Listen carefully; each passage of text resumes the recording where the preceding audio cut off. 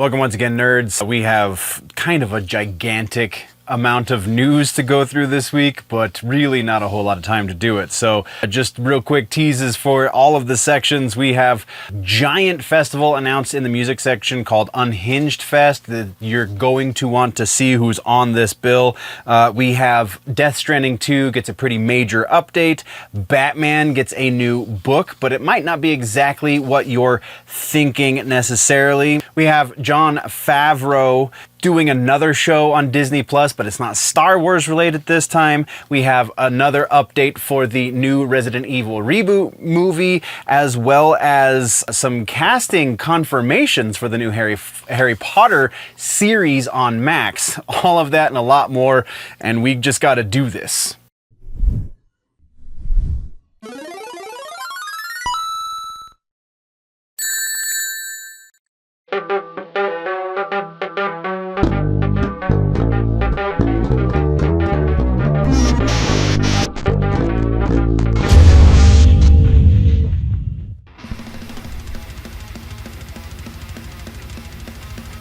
This week for the music section, we have Sleep Token's cryptic teases seem to be hinting towards, at the very least, a new tour. We have Mastodon losing Brent Hines after 25 years, but they are assuring everyone that their plans for the rest of the year are going to remain intact. And then Aftershock 2025, gigantic bill. It's not the only gigantic bill that we have this week. We have that. A lot of news to cover in the music section, so don't forget to subscribe, do the things, and here's the music section. Here we go. Follow-ups, corrections for music. Happy 3/11 Day, I guess, because Mario Day happened this week, so also 3/11 Day happened this week. If you don't know what the hell I'm talking about, it's probably because it's not nearly as popular as Mario Day, but 3/11 Day happens every March 11th. It's a whole thing down in New Orleans. It used to be a 2-day festival situation. Now I think they might play a show. But yeah, that's kind of where we're at with that. We do have actual news, though, this week. In new music this week, we have a couple of things to talk about. First and foremost, I think I'm actually going to change the way the new music section works in upcoming episodes. Whereas right now we talk about mostly individual tracks that have released, and it's kind of a quickie review reaction kind of thing. I will still do that, but I think that is more appropriate for the That Just Happened show. So the new music section is going to evolve over the course of the next few weeks into this is the new releases of the week. Not necessarily a review or reaction to anything, just a heads up on if you like this music, there's new stuff there. So be aware of the change that is coming. However, we are still sticking with the format as it is right now. So let's talk about the music that came out this week, songs-wise anyway. Volbeat released a new track called By a Monster's Hand. Link, as always, for all of these is going to be down in the description. If you like Volbeat, this new track is kind of exactly what you're looking for. It's a little bit more on the rockin' side of their sound. They kind of vary between this very rock and roll kind of throwback, almost like rockabilly elements to it, almost, especially in their first few records. This kind of harkens back to that more than it does their more metal sound, though it is still very much Volbeat. So if you know the sound, you know how this song sounds, you're going to love it, or not, whatever. But yeah, Volbeat, this is a pretty mild recommend. It's not going to change anybody's mind, but it's pretty solid either way. So there you go. Next on the list, we have Ghost, Satanized. Oh man, I do not know why people love this band so much. Instrumentally, it's fairly boring. As far as the production goes, the mix is like a throwback to the 80s that I don't think does anything that the 80s did well. It's very much focused on Tobias Forge's voice, which is what you would expect because it is his brainchild, this band. So yeah, I will probably try a couple more times to understand and or get into Ghost. As it stands right now, I don't get it, I don't understand it, I don't listen to it. So if you like Ghost, this is going to be more of the same that you like. For the rest of us though, stay away because this isn't doing anything for you. Next up is a new track from the band Imminence. This is a song called God Fearing Man. This is a 5-minute slow burn, if you will. It does eventually crescendo, and you get to the aggressive bits that you know and love Eminence for. The way that they just do the thing with the layering and the stuff and the modern, like, metalcore, whatever the hell you want to call their sound, they do it just so well. And this does not feel like the 5 minutes that it is, and that is absolutely a glowing recommendation, because yeah, this is really good metalcore. I cannot recommend these guys enough. If you, I mean, this is one of a song that will convert like the heavy metal elite, the guys that don't think metalcore should be considered metal.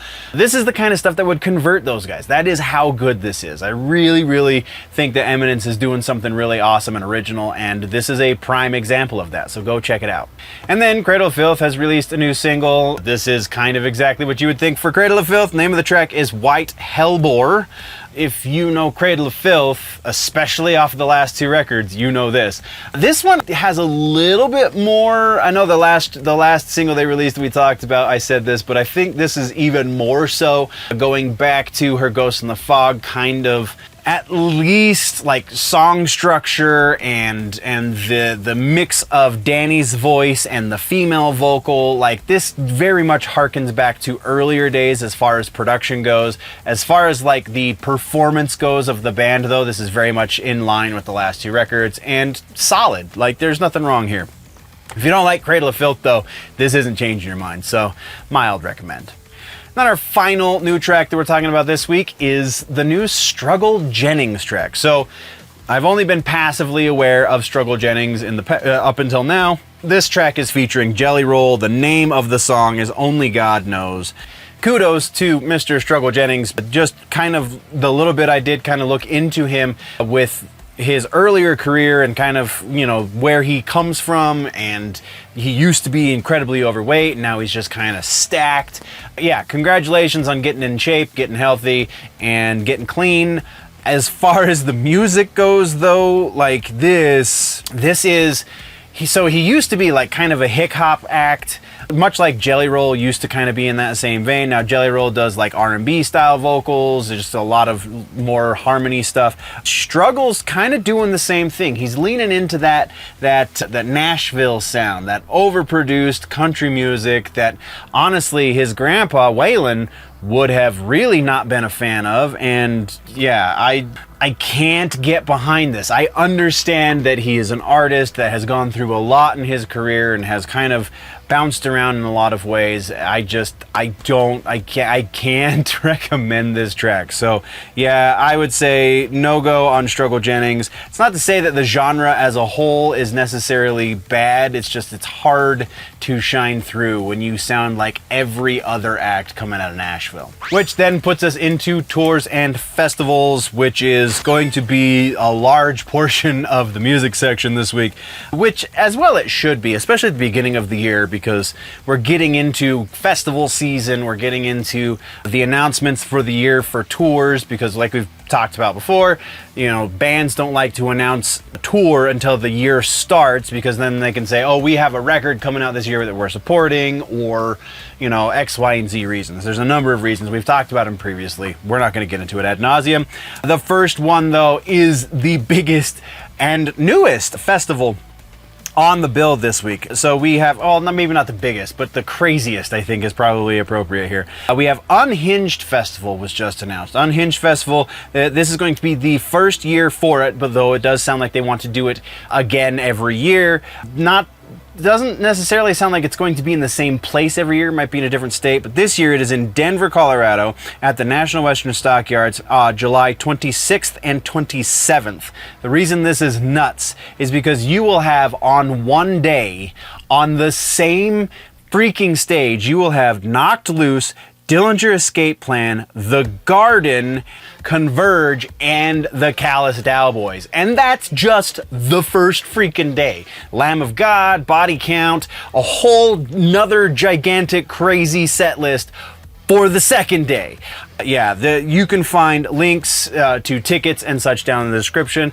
Just, if you're in the Denver area, you are going to want to catch at least one of these 2 days, but probably both. But that's leading us into our next festival announcement. This is actually a little bit of an older festival. This is Mayhem Fest, which has gone through a very troubled past, storied past, maybe slightly more appropriate. So Mayhem Fest started like 15, 20 years ago, went for a while, kind of went on hiatus, and then last couple years, it's been like a single date for a festival instead of a touring festival. Well, it sounds like this year they're going back to the touring model, but there's a little bit of a catch, and this is the signs of a dying ideology, I think, because they're kind of changing. I don't know that it's an official change, but a couple of the outlets that I saw breaking this story referred to this as the Miss Mayhem Festival, because there's 8 bands on the festival, on the tour. All 8 bands are at least female fronted, if not entirely female. I didn't write the band names down because I take amazing notes, but also it's kind of secondary to the fact that every female fronted or female membered band that I've ever heard an interview with or seen interviews with or anything along those lines really hates that distinction. They would rather just be considered a metal band. So if we're doing a whole tour based on the fact that all of these bands are female bands to some degree, like, I feel like read the room, guys. Read the room. It's not that it's bad that it's a bunch of female bands on tour together. Sure, have at it. That's irrelevant. If it makes sense, then they're in the same genre, it'll be fun. But like, if you're selling it as look at all the girls who can do the medals, like, that is so not what anyone wants. So I think this is going to be another struggle year for Mayhem Fest. That's the point I'm trying to get to. I really feel like this is just going to be lackluster ticket sales, and then we're gonna go without Mayhem Fest for another couple years because this one's not gonna sell enough tickets. So hopefully the bands. Okay, I don't know that, honestly, I don't know that I saw the actual list of bands on the tour. That is accurate. Let me rewind a little bit. They have not officially announced all 8 bands yet because only 7 of them are 100% confirmed. So it sounds like they're waiting to get the 8th band confirmed before they release the list of bands on the bill. That sounds a little bit more appropriate. See, I don't take horrible notes, I just have a weird memory. So that's what we got for Mayhem Fest. Next, we have 2 tours that were announced that are very interesting throwback tours. The first of those is Spine Shank with the Union Underground. Wow, those are 2 bands I never thought A, would go on tour together, or B, would really hear much from after, the early 2000s, but here we are. So it is the 25 years of rebellion and callousness. So the Rebellion record was the Union Underground record, and the Height of Callousness is the Spine Shank record. Both of those records came out in 2000. Wow, I'm old. The tour starts July 10th in Austin, Texas, runs through August 1st in Colorado Springs. There are a couple other bands on this bill that I think Edema was one of them, which is another band. We've talked about them actually fairly recently. I think it was towards the end of last season. They were going through some new vocalist issues that we talked about. But yeah, Edema's on this bill. It is a whole lot of like almost made it great bands from the aughts. So yeah, very interesting. The other throwback tour here is one that I'm slightly more interested in, and that is Powerman 5000 and the Taste of Armageddon 2025. This is featuring Il Nino, Trapped, and Head PE. Starts July 1st in Colorado Springs, Colorado, runs through August 2nd in Brentwood, California. They have quite a few stops, but it's not exactly extensive by any stretch of the imagination. Again, tickets can be found in the links down in the description, or you can just go to their Bands in Town pages or StubHub, or I think most of these are StubHub, not Ticketmaster, but maybe some of them are Ticketmaster, whatever. I don't have affiliate links for tickets. I just try and help you out. So yeah, that's what we got there. And then we have Aftershock. This is the other giant festival on this week's tours section. So Aftershock 2025 will be happening October 2nd through the 5th in Sacramento, California. The headliners, these are only the bands that are headlining the stages, because there's I believe it's 6 stages throughout the course of those 4 days. We have Blink-182, Deftones, Korn, Bring Me the Horizon, Good Charlotte, Perfect Circle, Bad Omens, Rob Zombie, and a lot more that are on those individual stages. We have High on Fire, Mudvayne, Devil Driver, August Burns Red, Static X. The list goes on for quite a while. It's about as long as my arm, not gonna lie. So again, link in the description if you want to see the entire list of bands, or if you just really dig the Aftershock Festival and you want to buy it sight unseen, again, link in the description, go do that. And then our last touring announcement is actually kind of a twofer. Both tours featuring Dying Fetus, both tours actually kind of happening simultaneously. So we have Dying Fetus with Flesh God Apocalypse and Death, which those three unto themselves would be quite an interesting show. These are a small handful of dates that are kind of side dates to the other tour. The side dates start April 25th in Austin, Texas, and run through May 13th in Fort Collins, Colorado. Like I said, they are side dates, so there's like 7 or 8 of them, nothing crazy extensive, but those 3 bands are also on tour with Cradle of Filth, Vomit Forth, and then there's a couple other bands on that tour as well that are bands I'd never heard of before. That tour starts April 17th, runs at the UC Theater in Berkeley, and wraps up round about May 14th at the Fillmore Auditorium in Denver, Colorado. So, pretty interesting touring schedule. The dudes in Dying Fetus, Flesh God Apocalypse, and Death are just masochists, I think, because they added a whole side tour thing.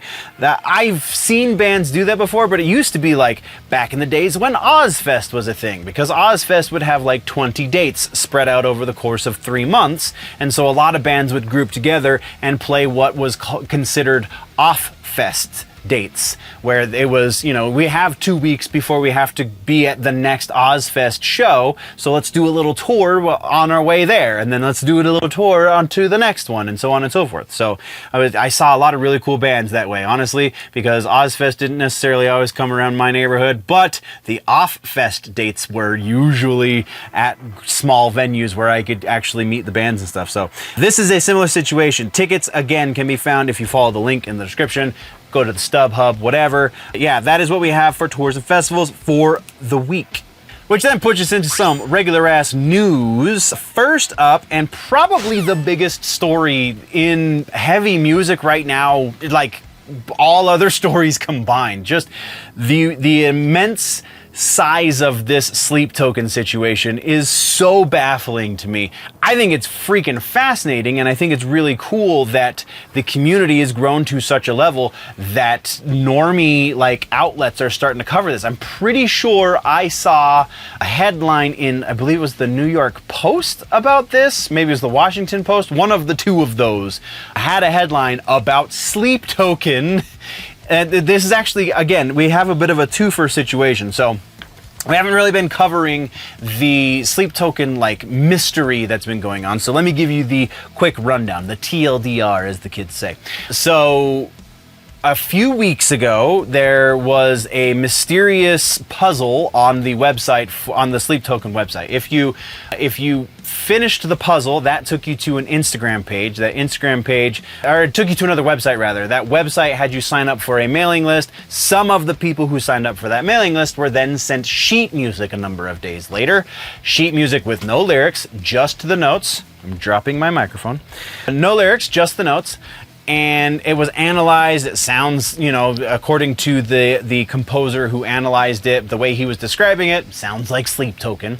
So this is some sort of tease for new music. Then we had their Instagram page posted up 2 images for 2 different factions that are going to very likely somehow play into their next record, which presumably they're working on somehow right now.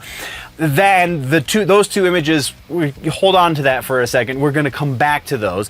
Then their Instagram page, just like 2 days ago as I'm filming this, posted up a video of a flamingo with a very stylized look that has this very kind of worn Sleep Token-esque. Like they have an image, like they have, you know, their look in a photograph of a flamingo, rather, you'll understand what I mean when you see it. But it was technically a video. There was audio put to it. It sounds like the intro to a new track that has yet to be released. It is like 3 seconds long, if that. So there's really not a whole lot to analyze there. It's just kind of an atmospheric, kind of ethereal kind of sounding thing.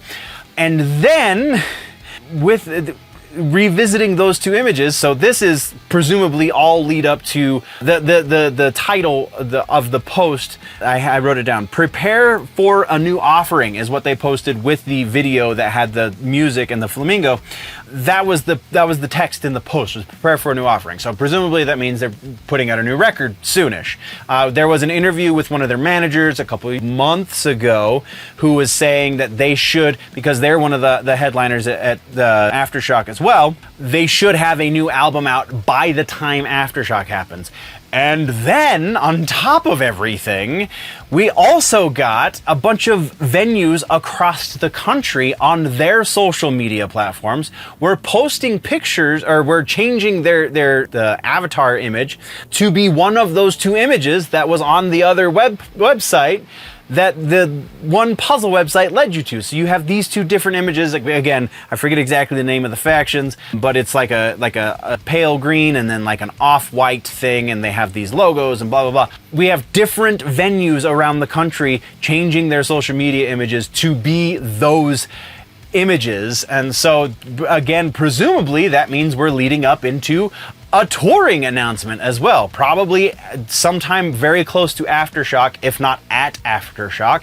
We will have an announcement from Sleep Token about a new US tour, because all of the venues are US venues.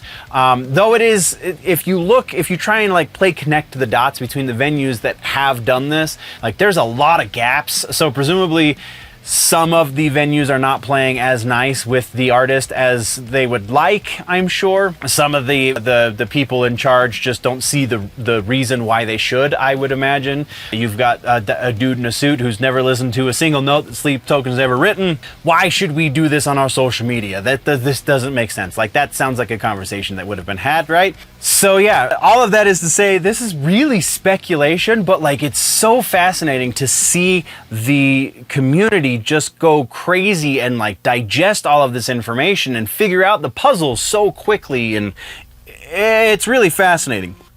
We don't really know much else. As soon as official announcements are made, we will be talking about it, but until then, we got to move on. And this is the other biggest piece this week. This one's huge and actually has gotten one of the older videos on the Clips channel a lot more traction, because it's all about Mastodon and Brent Hinds. Previously, the video that I just referenced, we were talking about Brent Hinds said some stupid stuff in an interview, and the crowd reacted effectively. You have a lot of the fan base kind of reacted negatively to it, but the thing we were talking about previously was the not so negative coverage that they got from the media, the music media. Well, it would seem that something else has happened behind the scenes, because Brent Hinds now has officially left the band. Like, officially. They just started a new tour. None of their tour dates are going to change. They have assured the fans that they will continue with everything that is already on paper for the year 2025. They have a substitute player right now, substitute guitar player, presumably guitar player vocalist right now, who is named Ben Eller, who is a YouTuber who does like how to play guitar videos, which is pretty cool. Like, makes sense that a guitar teacher would be the dude to step in for Brent Hinds, because those are some riffs. But yeah, we have, after 25 years, Brent Hinds has left the group. There is still no definitive word as to whether or not Brent left of his own accord, if it was a mutual split, though I think that is kind of how it's being interpreted, is that it's mostly mutual. But we have yet to receive official word from Brent. There has been a statement from the band saying that, you know, we wish him the best in all his future endeavors. We're very grateful for the 25 years of service that he has given to the band, all of the art that he has created with us. We love it, blah, blah, blah. All of the things that you're supposed to say say when somebody leaves the band. But we don't have anything from Brent. We did see before the tour started, by about a week or so, they did a big panel conversation about the Moby Dick. It was a big that Brent was not a part of. It was Bill, Troy, and Braun were there, but Brent was not. So kind of foreshadowing what was about to happen, and now it's happened.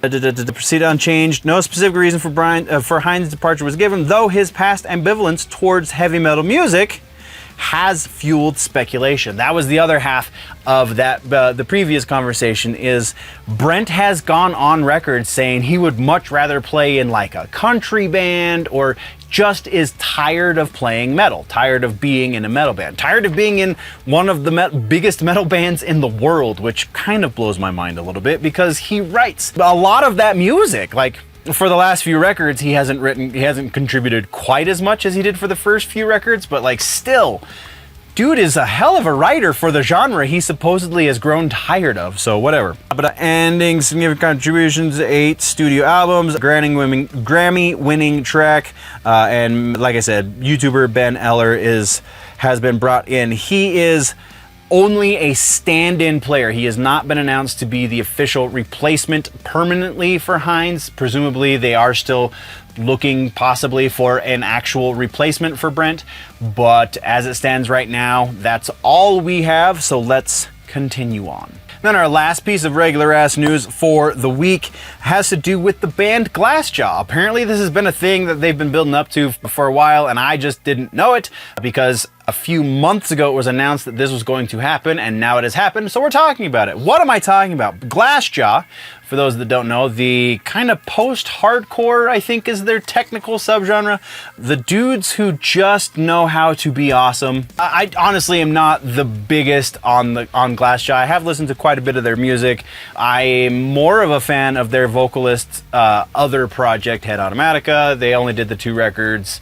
It's kind of more of a meme than anything, but Daryl Palumbo, I'm pretty sure is his name, Glassjaw, started the thing. When he first joined the band, they recorded what is known as the Dawn Fury demo. This was from 1998, which is 2 years before the release of their first actual record, which is called Everything You Ever Wanted to Know About Silence. This is the original demo that kind of got them to where they are. It has been released officially on vinyl. No word yet as to whether or not it is going to see a digital release, or even if they're going to release any other physical media besides just vinyl.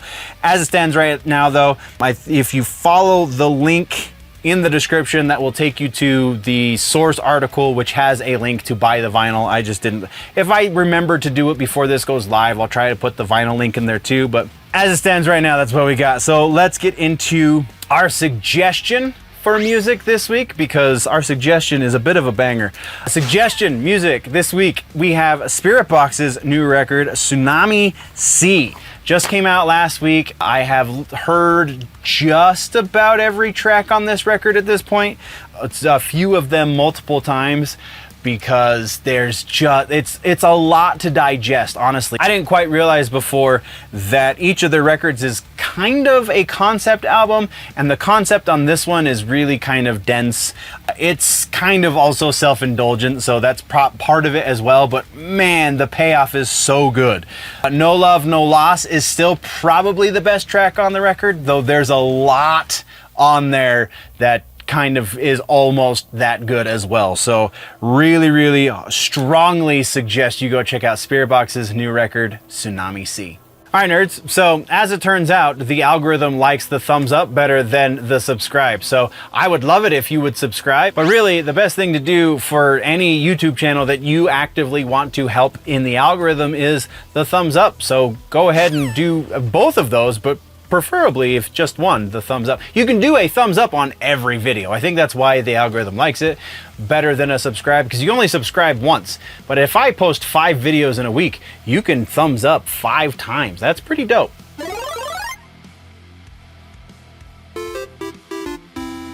gaming and tech this week is actually a bit bigger than normal, so that's pretty hype. Not for the least of which because it is Mario Day, but also Splitgate 2 open beta drops very soon, dual wielding factions, and a lot more we're going to break down. We have Death Stranding 2 pre-order date.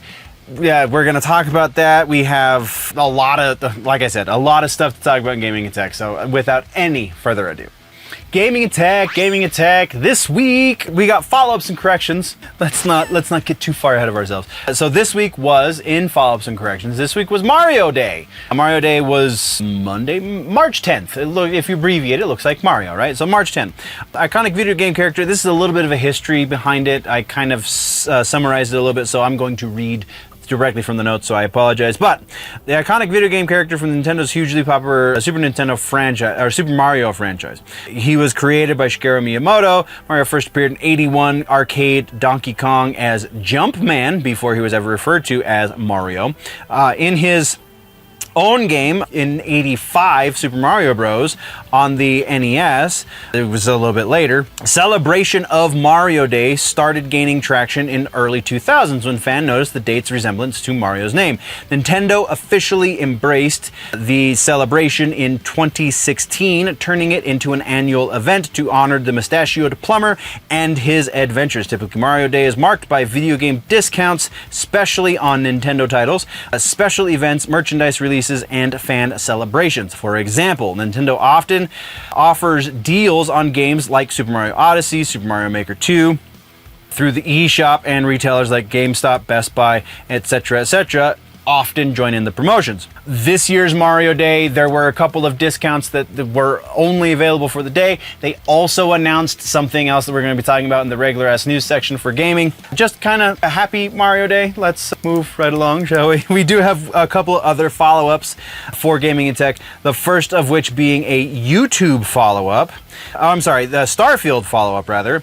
So there was very little in the world of Starfield as far as updates and DLC and stuff since November of last year, when Bethesda presumably fixed what they could, at least, of the bugs that were going on, and there was a lot of them at the time. So they just announced via Twix that in 2025 they're going to correct the low volume of releases, I guess.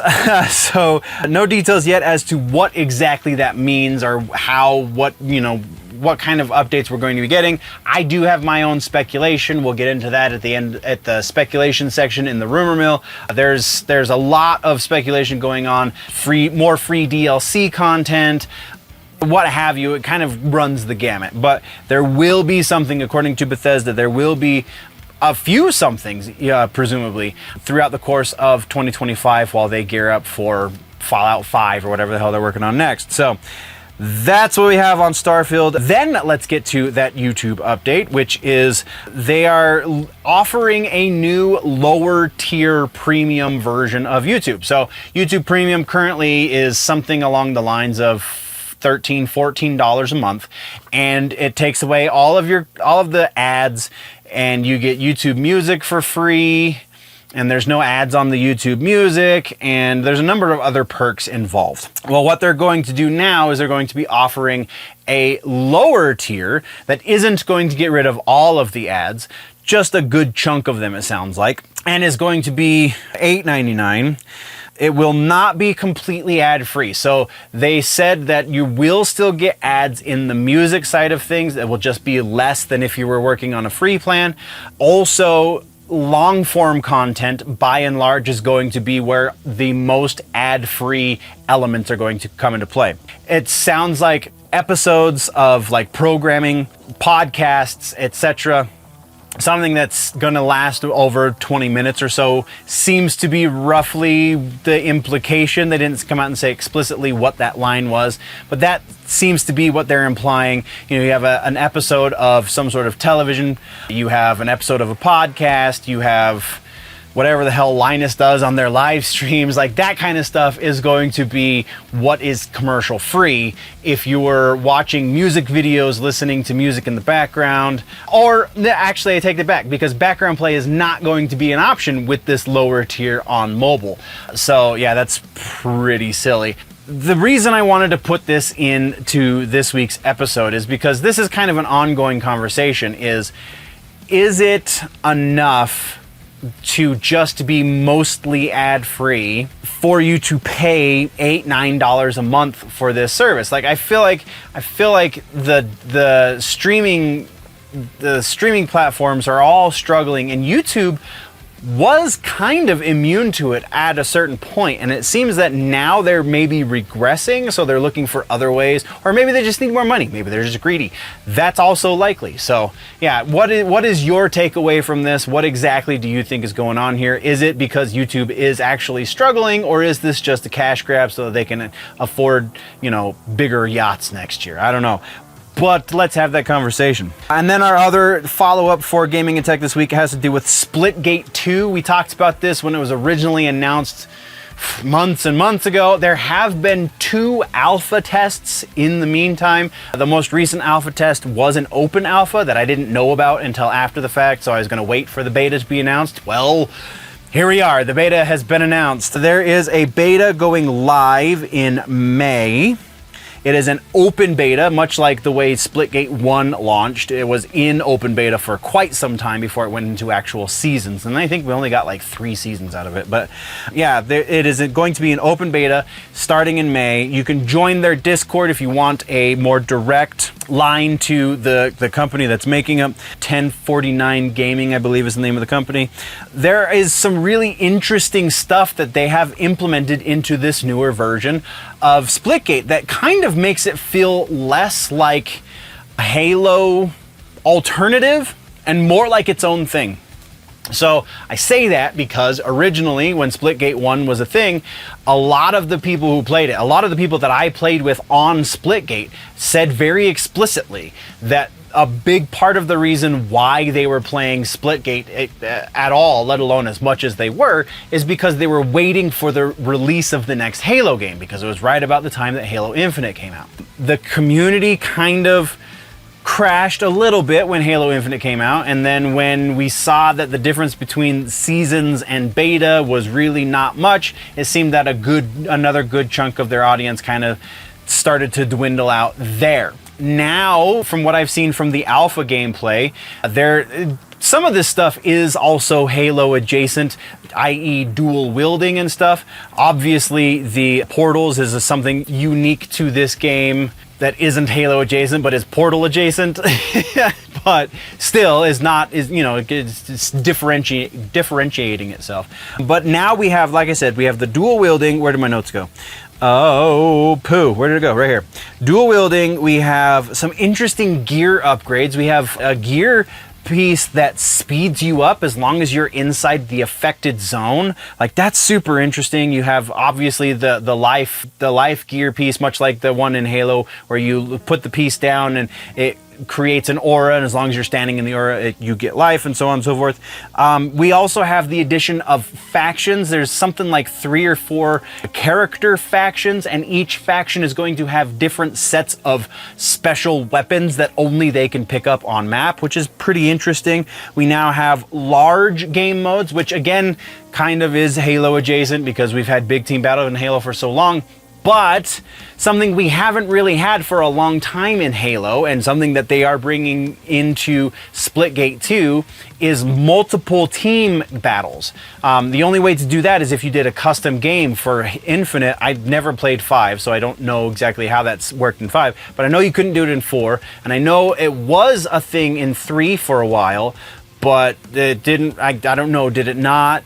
Was it not popular? I feel like it was pretty popular because I remember doing it a lot. You had multiple teams of 3 to 4 people instead of doing a big team battle where you have 8 to 16 people on either side. You have like 4 teams of 4, which was a lot of fun.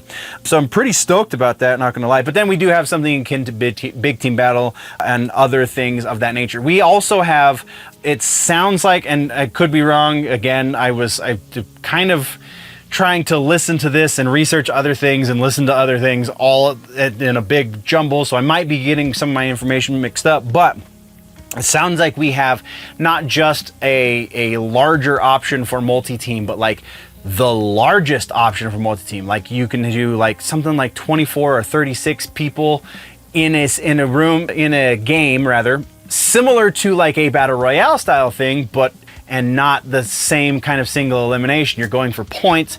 It just looks like they're taking everything that was really great about Splitgate and expanding on it, and then adding other stuff that's complementary to it. I'm super stoked for this. So yeah, again, open beta comes in May, and then as other things start coming out around Splitgate 2, we will be talking about them. That's all we got though now. So let's move over to trailers in this week's gaming and tech section. So we have the big trailer is Death Stranding 2. We have pre-order trailer, and we now know that pre-orders will go live on the 17th of March. So we're just a few days away from that.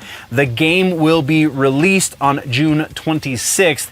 If you have not seen this pre-release trailer, you really, really must. This is so much motivation for me to finish the first game before June. I'm so intrigued by where they're going. Like, I know the broad strokes of the story at this point, even though I haven't finished it myself. Like, I'm very intrigued where this is going to be going in the second game. Also from there, another really cool trailer that came out. This is a launch trailer though, so this game is active on Steam currently, and that is Hauntsville. I believe we actually said something at the announcement of the game when it was originally announced, though correct me if I'm wrong, please. This is a Western-themed survival horror first-person shooter. Yeah, all of those things are in a single game together. Go check out the trailer because I'm intrigued as hell. I just don't think I have a computer system that is powerful enough to run this game. So those are two trailers that you should be checking out. Let's move now into the regular ass news. In regular news this week, we have, like I said, that Mario piece. We have a new Lego set that was announced for Mario Day. It is Mario Kart themed, so this is geared towards adult builders. All of the previous Nintendo themed Lego sets have been technically geared towards kids because, generally speaking, that's who buys or plays with Legos. At least that's the perception of the people who sell the toys, because yeah, I know plenty of adults who build Legos, but this is specifically geared towards adult builders. It will be releasing May 15th. It will be $170, and it has 1,972 pieces. This is a giant thing. Actually, a bunch of just really small pieces. There is a series of these. If you follow the link, you can see the entire series, but the big one is the Mario in his cart from Mario Kart 8. Looks pretty awesome. Let's move on. So next is a tech piece, not necessarily gaming. This is about the website Dig. If you don't remember, Dig was kind of the precursor to Reddit. It was news-oriented, aggregate kind of place to get things, and people could interact, and it was like I said, precursor to Reddit. So the once popular social media news platform from the 2000s is being revived this year by its original founder Kevin Rose and Reddit's Alexis Ohanian, I think is how that's said, with Justin Mezel as the new company's CEO, aiming to restore its community-driven spirit with a mobile-first design and AI-assisted moderation. That's kind of the thing that a lot of people are getting hung up on, is they're going to have minimal amounts, at the very least, of human moderators. So just an interesting situation with all of that. But announced in March, the relaunch includes a private beta rollout with full launch planned for September, highlighted at Dig Nation reunion at South by Southwest. March 8th is when the announcement was officially made, though it faces challenges to stand out in today's crowded social media landscape. Yeah, it's going to be interesting to see how this differs, because they keep saying all this free speech stuff, and we want to get back to the roots of making the internet a good place again, and etc., etc. So I'm intrigued, though I'm not holding my breath. And that's that. And then we have one more piece of regular ass news here for gaming and tech, and that is Silent Hill. We have a Silent Hill transmission that will be happening March 13th. This will be just very similar, not just like, but very similar to the one that we got last year, which now it seems that Konami just wants to do these. which I'm definitely here for. So yes, let's keep doing this. Presumed we are going to be seeing some sort of update on the Townfall game as well as Silent Hill F.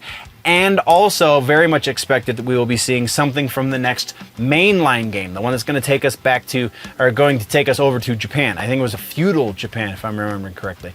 So very interested to see what's going to happen to that. Again, March 13th at roughly 3 o'clock Pacific time on the YouTubes. That is our regular ass news. So let's get to our suggestion this week for gaming and tech, and that is Network Chuck.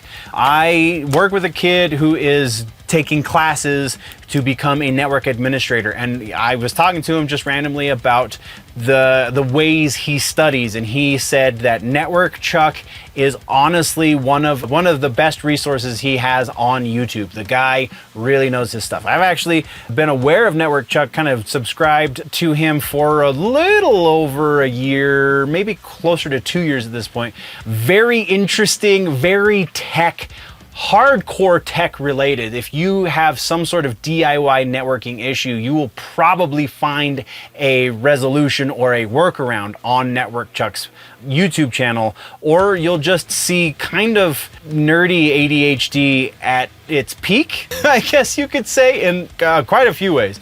So yeah, 100%, that is your suggestion this week. Go check out the Network Chuck channel on YouTube, just because he's gonna help you fix something. I know he is. All right, nerds, so let's take a break real quick. New season, new sponsor. Well, not exactly new sponsor. This is technically an old sponsor. Me, I'm sponsoring myself. This season, we're going to be doing a big merch push. Don't forget the W. W's always great, but we have merch. We're going to be doing active merch things, sales and special items and all this stuff. Right now, there are no special items up just yet over at the Spring store. We do have random stuff on the Redbubble store, both of which are linked down below.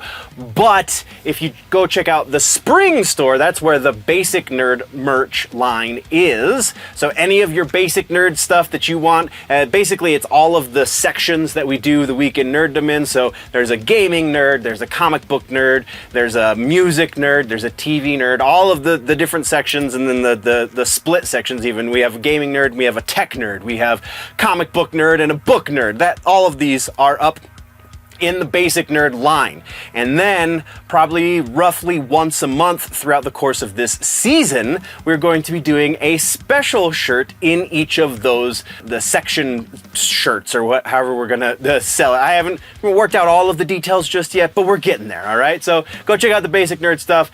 I super dig it. I think it's just the most simple way to proclaim to the world that you are nerdy in this area, or just generally nerdy, because it says generally nerdy at the back of all of these shirts, except for the zip-up hoodies say it on the chest. So yeah, go check it out. That is, I'm going to have a special, I will have things to show off soon. I need to order the individuals, the samples, and this shirt that I'm wearing right now is not currently up on the store. This is going to come back. It needs to be a little bit reworked because it still has the old logo on it.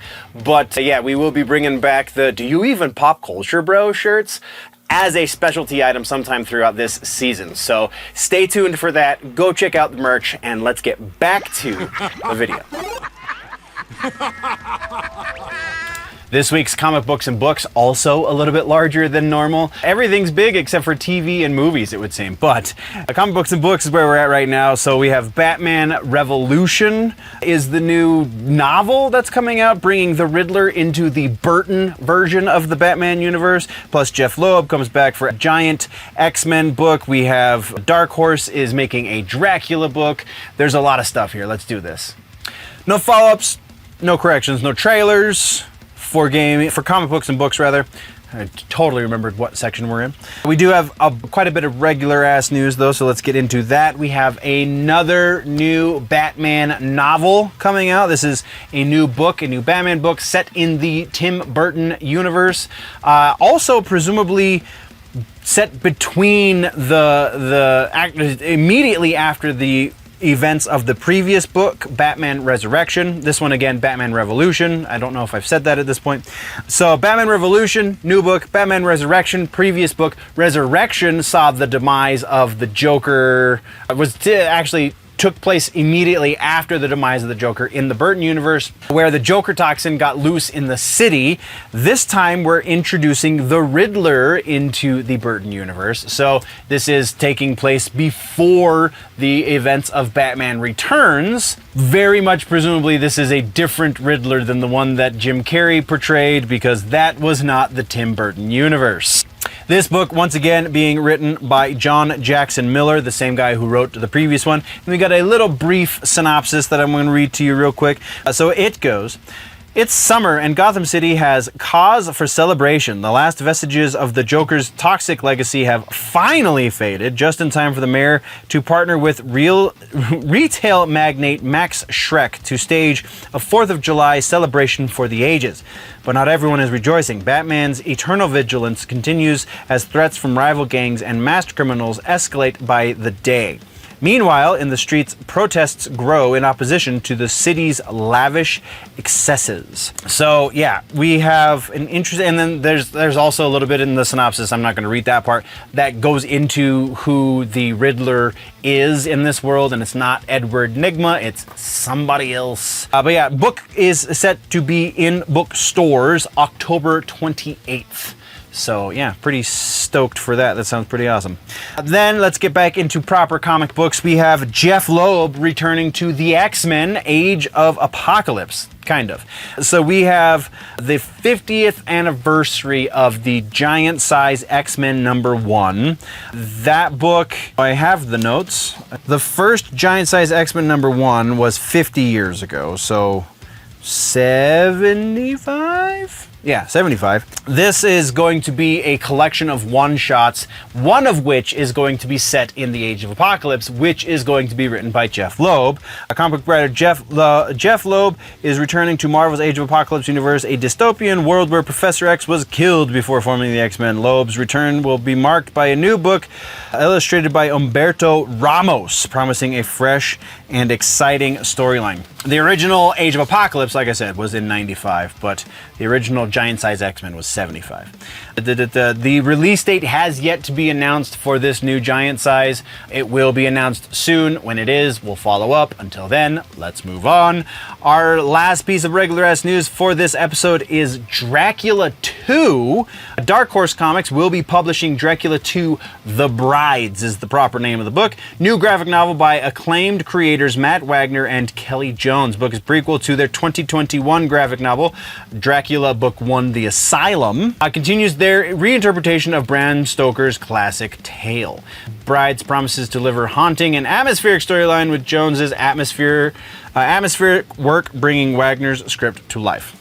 So, there's your little bit of info for that. That sounds actually pretty dope. Not gonna lie, I'm a bit of a fan. The artwork looks really, really cool too. So that is what we have for regular ass news. Let's talk about suggestions this week. We do have a suggestion that I make from time to time, just because this is potentially one of the greatest works of fiction you will ever read. And that is not an exaggeration, nor is it a hyperbole. This is fantastic fiction at its finest. The name of the book is The Name of the Wind. The name of the author is Patrick Rothfuss. This book is going to change the way you view fantasy works, science fiction works, just generally fiction in general. That was a lot of generalies. A mesmerizing tale, there's a little write up here that I did. Listen! A mesmerizing tale of magic, music, and mystery. That follows legendary Voth, a hero who has become a myth in his own time. With the lush world-building, complex characters, and gripping storyline, this book will transport you to a richly imagined world that will leave you breathless and honestly yearning for more. There is a second book in the series called The Wise Man's Fear, and then there is a third book in the series that is not yet out, because Rothfuss is doing, not a Tolkien, George R.R. Martin, where he's just going to drag his feet forever and ever on that last book. Either way, this is, again, one of the best works of fiction you will ever read, so please, if you have not yet read it, go do that now. Before we move on with the news there, nerds, we just want to get in here and Remind you that we have a channel partner, Dubby, right here. These guys, new flavor, honestly, super stoked about this one. New flavor, tiger's blood, watermelon and things, and fruity and yummy. It's probably gonna be the next one I try, not gonna lie. So, Dubby energy drinks, you can order them online, you get 10% off. It's a good deal. You save quite a bit on your drinks because they already are fairly cheap to begin with. And still quality ingredients. It is still one of the best things that I have found to kind of get my caffeine fix and also get my brain functioning because of the nootropics that they put into their mix as well. So go check out dubby.gg, use code GenerallyNerdy at checkout and get your 10% off. They do give me a little bit of a kickback, so you are also supporting the channel while supporting your caffeine habit, which, I mean, who doesn't have time for that? In TV streaming, we have The Witcher going into production on season 5, though where the hell is season 4? We'll talk about that. The Last of Us season 2 just dropped another trailer. There's a little bit to unpack there. We have Andor's first full season, has a really huge update. If you haven't seen it, it's going to be very, very easy to catch up, even if you don't have Disney Plus. Let's talk about the TV section. All right, follow-ups, corrections, television, let's do this. Witcher is in the follow-up section once again, but we just still don't have season 4. Yeah, that might be true, but they're working on season 5 as we speak. We now know that even though there is no release date yet for season 4, they are currently filming season 5. They're using one of the sets that was built for the Rats series that we talked about previously that is technically still rumored to be happening. They have not confirmed it either way for certain from Netflix. There's no confirmation, but they are supposedly using sets that were built for that, so they're changing up the way they film it. Generally speaking, I guess, when they film season of The Witcher, they start filming in the UK, and then they go do a lot of the other work in Cape Town, South Africa. It seems like they are starting in Cape Town this time and maybe working their way back to the UK. Who knows? But that is where we're at with follow-ups on The Witcher. Again, what the hell? We don't even have season 4. Why are they starting season 5? And then next, we did talk about the fact that Frasier has been canceled at Paramount Plus. Well, Kelsey Grammer is still trying to continue the revival, just on a different platform. So he and his management team are all shopping the show to other platforms, with the caveat that apparently he has talked Ted Danson into coming back for the 3rd season of this revival. So if it happens, we will be seeing, what was his name? Sam. We'll be seeing Sam come back to the world of Frasier. So I'm pretty stoked for that. Sam Malone back with Frasier. That'll be really cool. That's all we got there. Follow-ups though. Let's get into trailers. We're gonna start this one off with a really weird situation. So, if you'll remember, it was about a year and a half to 2 years ago, there was a Powerpuff Girls live action series in development for the CW. About a year ago, maybe less, it was officially canned. Not one episode aired, not one thing hit there was no promotions for it or anything. They filmed a pilot, the pilot never aired, the show never got picked up. It just is what it is. Well, apparently, the trailer for that live action Powerpuff Girls show has leaked onto the internet. There's some speculation as to who exactly it was that leaked it, but thank God they did, because now we know exactly the bullet that we all dodged, because this looks like it would have been absolutely terrible. Don't go watch the trailer unless you have a way to watch it without improving the YouTube numbers. Because I have the feeling that if this trailer gets a lot of traction, then maybe they can use that as an excuse to go to the new owners of the CW and say, see, this is a thing that we already have some significant work on. We can finish this and make you money. Look at how interested people are in it, and then show them the number of views that this video has. I think that is an actual possible thing that could happen. So let's not watch this trailer too much on YouTube. If you can find it on X, I'm sure that would be different, because those numbers are kind of not real anyway. So yeah, you also don't want to watch it just because you don't want to watch it. It's just really bad. We have more trailers though. We have a teaser for the final episode of Invincible. It's basically just the last minute of the most recent episode leading into this episode. So, I mean, watch it if you want to. If you saw the most recent episode, you already know what's going to happen. So there's that. Next trailer is The Last of Us Season 2 dropped another trailer. April 13th is when this hits Max. This looks like they're going to take a couple of liberties because we're getting a lot of Joel in these trailers. And spoiler alert, there's not a lot of Joel in the second game. So, very interested to see what kind of liberties they're going to take because it's Pedro Pascal. He is like kind of the it guy right now, right? He's the one that everybody wants in their stuff and to do the thing. And if they kill him off in this, how is that going to look to the newbie fans, the normie fans who only watch the show? Just saying. All right. The next trailer we got was for You Season 5. I am not much of a You watcher. This is just a thing that, I mean, it looks interesting. I watched a bit of the first and some of the second season. Just never really got into it. Maybe you did. Maybe you didn't know that the trailer dropped. So here you go. Trailer dropped. Devil May Cry, Netflix, Devil May Cry dropped a trailer for the new series. April 3rd is when it's coming out. This looks like it is going to be a pretty decent chunk of epic anime. Now, that being said, it should also be noted I very briefly played the first DMC game, and that's it. So if it is lore accurate to the games, I will be oblivious. I will be reliant upon others to inform me on that one. So yeah, I was interested. I really dig the art style for it, but I'm still a little trepidatious about where it's going and how well it's going to be done. That is what we got for trailers for television. Let's move into regular ass news for TV. First up, we have an update on the Andor situation. As we all know, Season 2 is going to be hitting Disney Plus April 22nd. Well, very soon, why did I not write the dates for this? That doesn't make any sense. But very soon, the first 3 episodes are going to be up for free on YouTube, so everyone in the world can watch them, which then presumably will make you want to watch more, and then maybe you'll go purchase a subscription to Hulu because the entire first season will find its way over onto Hulu and at the same time that the first 3 episodes find their way onto YouTube as a means to sell subscriptions and, you know, appease the other half of the subscribing audience to the Disney Plus brand. And then Season 2 will be up. So, you know, there's that. It's kind of cool. I don't know if they're going to be licensing this out anywhere else, but this is an interesting test, I think, is a way to put that. Next, let's talk about that new Jon Favreau show.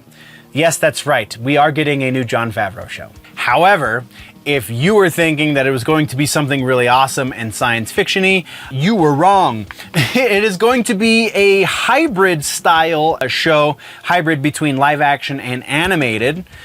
What kind of animated, I was unable to decipher. Presumably it will be hand animated, but it could be made to look at least hand animated, but we don't know because we know, you know, we live in current year. But it is Oswald the Lucky Rabbit. This is an interesting character to choose because Oswald the Lucky Rabbit was the character that predates Mickey Mouse. Oswald the Lucky Rabbit was the first thing that was animated by Walt Disney as the mascot for the company that he was creating. And then Universal, I don't know exactly the details about how this happened, but Universal ended up with the rights to Oswald the Lucky Rabbit, which then forced Walt Disney to create Mickey Mouse, and, you know, history is born. Well, Oswald the Lucky Rabbit found his way back into the hands of Disney because he's what is the word I'm looking for? He is public domain. That's what I was looking for. Public domain. As of a couple years ago, Oswald the Lucky Rabbit is public domain, so kind of anyone can do whatever they want with him, and it seems Disney is going to because they're giving him to Jon Favreau. Jon Favreau is going to be doing a hybrid style show with Oswald the Lucky Rabbit, presumably a family show that, you know, antics ensue because animated characters kind of tend to do that. Intriguing. Maybe not exactly what we were expecting, but intriguing nonetheless. That, though, is what we have for regular news this week. Let's now get into the suggestions.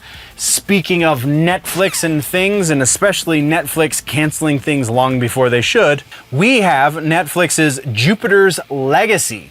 That is your suggestion this week. This is a really well executed kind of breakdown of superheroes. It has become cliche anymore because every serious writer wants to do an analysis of what exactly it means to be a superhero and all of the implications and blah, blah, blah, blah, blah. We're all amateur psychologists, right? Well, Jupiter's Legacy, based on a comic book itself, is kind of one of the better examples of that. One of the non-cliche examples of that.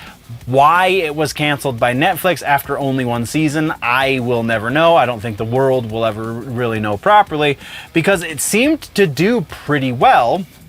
And it leaves you on a giant cliffhanger, but the ride getting to the cliffhanger is absolutely worth it. So that is your suggestion this week. Jupiter's Legacy, some superheroes Netflix style. Movie sections, the smallest one for the week. We have the Resident Evil reboot update, plus we have Netflix getting the rights for Cujo, which is very interesting, and honestly not much more. So here we go.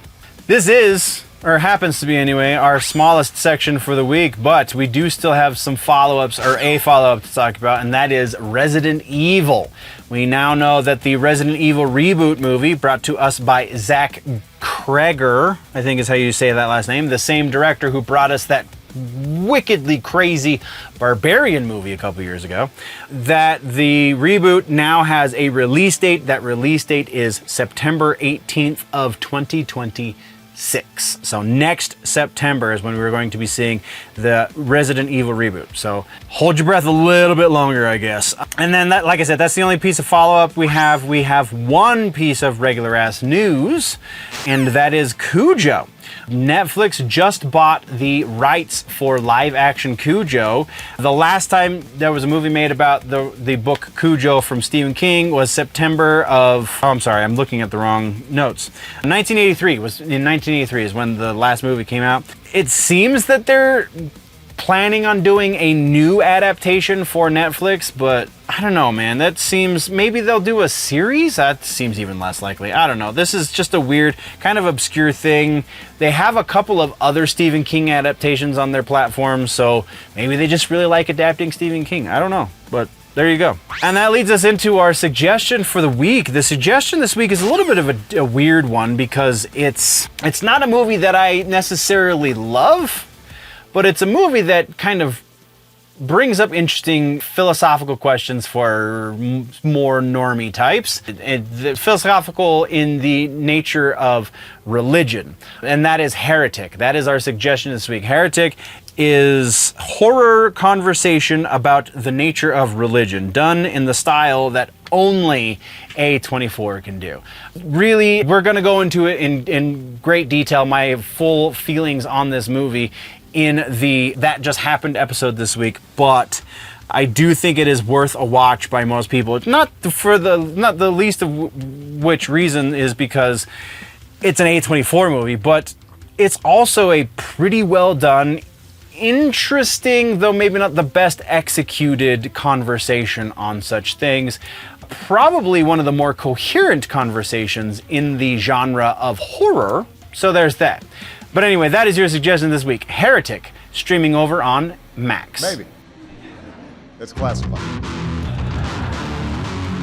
This week, the rumor mill is just spinning like crazy. Harry Potter's HBO series casting is heating up. Amazon is reportedly pushing for a female James Bond, as well as a Moneypenny and a couple other things going on with the Amazon situation and James Bond. We'll talk about that. Plus, those MCU leaks that we talked about last week, well, there's been some updates there. Some confirmations-ish, maybe a little bit, but also, yeah, some very interesting developments, if you will. All right, so confirmations, refutations. let's do this. We have one confirmation. It is the Harry Potter Max series. Previously, it was rumored that they were looking for a black actor to play Severus Snape. Well, now it is confirmed that they haven't signed on the dotted line just yet, but Papa Isaidu is in fact in talks to play Severus Snape on the Max series. And then also we got word that Janek McTeer is going to be playing Professor McGonagall. So her involvement, less controversial. His involvement, more controversial. So there you go. That is what we have for confirmation reputations. Let's talk about some new sources for old rumors. We have more sources that are leaning into this James Bond situation. And then one source who's not. So, the James Bond situation of which I am speaking is that there is a push. So, we have a little bit of backstory to get into this. Amazon, Jeff Bezos and company bought out Barbara Broccoli, who was the owner of the rights to James Bond 007. They completely bought her out. She no longer is part of the decision-making process. She no longer is part of anything to do with James Bond 007. So after that happened, that is when, well, as kind of simultaneously, because it is rumored that part of this is the reason that Barbara was okay with being bought out, is because they're doing this push for more female-focused James Bond content. So they want to do a Moneypenny series, according to the rumor. They want to do a new 007 agent who is female, according to this rumor. And also, what was the other one? Complete franchise reboot with said female 007 agent. Reportedly, it was $1 billion that they bought out Miss Broccoli for, and after she heard what they wanted to do with the franchise, she says, quote, "They're all effing idiots," unquote. Yeah, I can't say as she is entirely wrong. However, it should be noted, this is why this is still rumor, because there's still conflicting information. It should be noted that the Daily Wire has claims that they have heard directly something to the contrary. I didn't really go into exactly the statement from the Daily Wire about what the contrariness is, but it is at least, no, I take that back. The almost, I'm going to paraphrase a little bit, but it is pretty close to the exact quote, that Bond will continue to be British and male with the Amazon purchase. That was the quote, something along those lines. So that's what the Daily Mail is hearing. What a lot of other rumor mongers are hearing doesn't necessarily correspond to that, though it could be somewhere in the middle, right? The truth could be some sort of combination of the two. They are going to keep James Bond male and from Britain, and also they want to do a new female 007 agent, because James Bond is not synonymous, colloquially is synonymous, but in the mythology of the world of those books and those movies, 007 is a title. So it could theoretically be given to somebody else. So both things could be right. And if that's the case, then that's just as bad as if only the one was right. So yeah, very interesting situation there. Next, let's talk very briefly about those MCU leaks that we talked about last week. It has been rumored, made known seems a little strong in this instance, but it has been rumored from some pretty solid rumor mongers that those leaked images that we talked about in last week's episode were actually very, very old, and very, very old in movie terms means only about 3 or 4 years at the most. Probably something more like 2.5 to 3 years, more logically speaking. The rumor monger claims that those images were made previous to the involvement of the Russos. The Russos only joined the production a year ago, roughly, as they were being begged by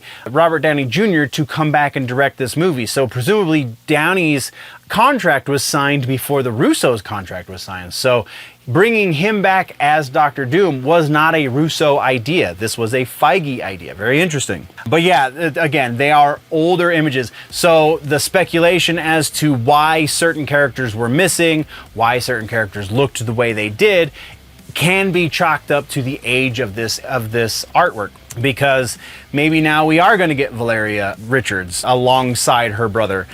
Maybe we are going to, I forget exactly all of the instances of like, this person would make more sense in this scene, etc., etc. So yeah, I still stand by my 50% though. I actually stand by it even harder now that we're going to be seeing approximately half of the image content that we got in that leak is going to continue to the final product. I would lean on that a little bit harder even now than I did last week. So that is what we have for news sources. Let's talk about some new rumors this week. Surprisingly, not a whole lot to go on for the rumor mill this week as far as new rumors are concerned, but we do have a couple of doozies, so let's talk about those. First up is Tony Hawk's Pro Skater 3 and 4. We talked about the announcement, the pre-orders, etc., etc. And now we have a weird rumor going around that potentially that Tony Hawk's Pro Skater 3 and 4 are going to be DLC and not an actual full-blown standalone game. They're going to be DLC for Tony Hawk 1 and 2. Because when the developers said that they changed the gameplay, at least the open world nature of Tony Hawk's Pro Skater 4, because that was the first one that had the open world situation, they changed it to be more in line with 1, 2, and 3. That got a lot of stuff going on in the rumor mill. So normally speaking, for video game rumors, we only go, or we go fairly high because usually they're right. This one sounds so wrong. All of the marketing that we're starting to see for this, just none of it is implying this assertion. So we're going to say about 20% likely that we will be seeing the 3 and 4 as DLC for 1 and 2. And I honestly think 20% is very, very generous. So moving right along, we have Moon Knight, the character we talked about previously, how the series for Moon Knight on Disney Plus has been canceled. But the producer who is in charge of such things came out and said that this is not going to be the last we see of Moon Knight, the character. This is just the last we're going to see of Moon Knight, the show. So that got the rumor mill going, and the newest rumor here is that Moon Knight actually will not be in either of the upcoming Avengers movies. Instead, he is going to be held by Disney Marvel, for the Midnight Suns movie, which is going to be happening after the Avengers movies. And then also, presumably, the Midnight Suns is also going to be right around the time we get Blade, but again, that's a whole different thing.